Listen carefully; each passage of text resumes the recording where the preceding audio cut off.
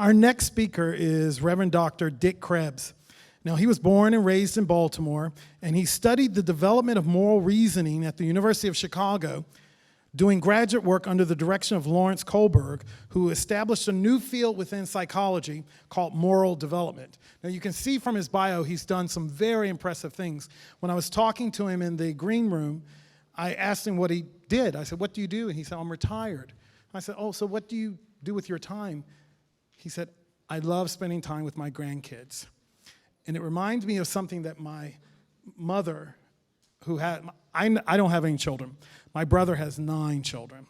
So whenever my mother reminds me I've not given her grandchildren, I remind her, my brother did the job for both of us. I don't have to. But it reminds me, my mother said, if she knew how wonderful it was going to be a grandmom, she would have had the grandkids first.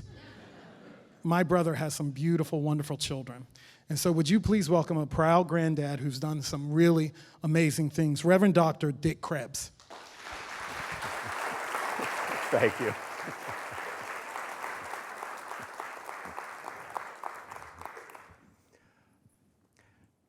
Attica, New York, Atlanta, Georgia,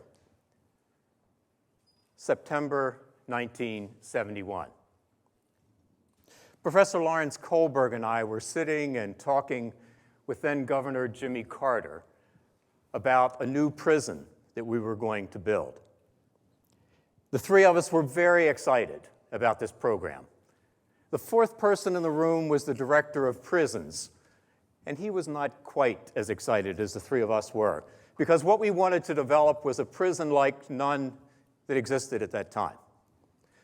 First of all, the prison would be built by the prisoners. It was going to be constructed on the shores of a large man-made lake north of Atlanta, Georgia. After the prisoners constructed their prison and moved in, the plan was then for them to do forestry work in the area around the prison. When they completed trails, picnic tables, camping areas, they'd take down the prison, move it again to another area of the lake, and continue to work their way around the lake until the whole state park was completed. And then they would continue to maintain that area. While they were doing these jobs, they were obviously learning a series of potentially marketable skills: construction, forestry, maintenance, cooking. But what was most exciting for me as director of this prison was that what would happen every night after dinner. For after dinner, we would not get together to watch television or play board games. Rather, we would get together for a moral judgment discussion group based on the work of Dr. Kohlberg. Dr. Kohlberg had, with his own dissertation, established that the way someone goes about thinking about moral situations has an enormous impact on the way they actually act. He looked at delinquent and non-delinquent youth and found very clearly that the non-delinquent youth were more morally mature in his scale than the delinquent group were. My own doctoral dissertation that I did with Dr. Kohlberg involved a younger group, a 6th grade group. And there we found that children who were more morally mature cheated less. In fact, some of them cheated not at all, despite having an opportunity to do so. And they were rated by their teachers as dependable, trustworthy. But perhaps more important of all, Dr. Kohlberg had gone into a series of real-life situations. He got hold of some of the soldiers in Vietnam who had refused to fire on helpless women and children. And he found that those who refused to fire versus those who carried out the orders to kill these people were people who were morally mature, literally a life and death difference. Or he also took a look at the students in the study of Dr. Milgram at Yale University, who thought they were giving an electric shock to a person in order to help them learn. Hopefully some of you have at least heard about this study. Because what happened was there was a rheostat that supposedly increased the electrical shock. Now, in fact, the person was not being shocked at all, and they were a very, very good actor because none of the subjects ever figured out that they weren't actually administering the shock. But what the plan was that if the person did not learn with a small shock, then the shock was to be increased. And you keep increasing it until finally they learn. Well, the subject made sure that he didn't learn until finally, up at the end of the rheostat where it said, "Danger, do not use," and the person was begging to please stop shocking them, most of these students, these bright, young students at Yale University, kept on shocking. But some did not.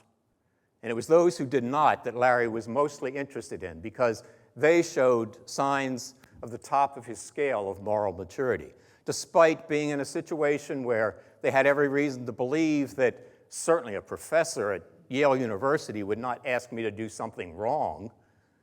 They had the ability to say no. In addition to being able to show that there was a relationship between moral judgment and moral behavior, Dr. Kohlberg was also able to show that the level of moral judgment could be increased if one looked at, engaged in conversations about one's own and other people's behavior. And what we expected to happen, what we hoped, and in fact we're quite sure would happen, was that as a result of these nightly discussion groups, the level of moral judgment of these young men, first-time offenders, would indeed go up. So by the time they left prison, instead of being pre-moral on Kohlberg's scale, they would be at least conventionally moral, concerned about doing what was right for the good of society and for legitimate authorities. Unfortunately, while we were working out the final details of this experimental program that we hoped not only would succeed at this prison, but serve as a model for other prisons in Georgia and perhaps throughout the country, while we were working out the final details, hundreds of miles north in Attica, New York, prisoners were rioting. And at the end of several days, Governor Rockefeller sent in troops. Dozens of prisoners and guards were killed, and any attempt to do anything except control wild animals went down the tubes. The experiment never happened. Over these last 40 years, we have locked away more and more of our young men and women. Unfortunately, that's about all we have done with them, is lock them away.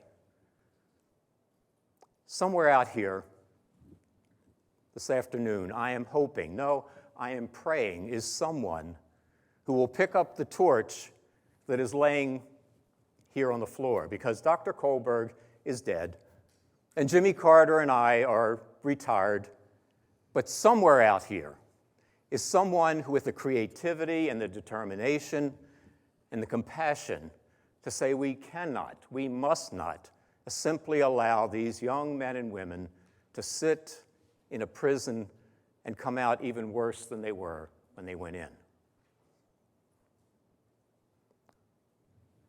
I have to hand the torch on. I'm getting old, and I don't have the persistence that's needed anymore. I hope someone will pick it up and fan it back into life. Someone who cares about not just society and us, quote, good people, but cares about as well those people who are behind bars, because they are people. Amen.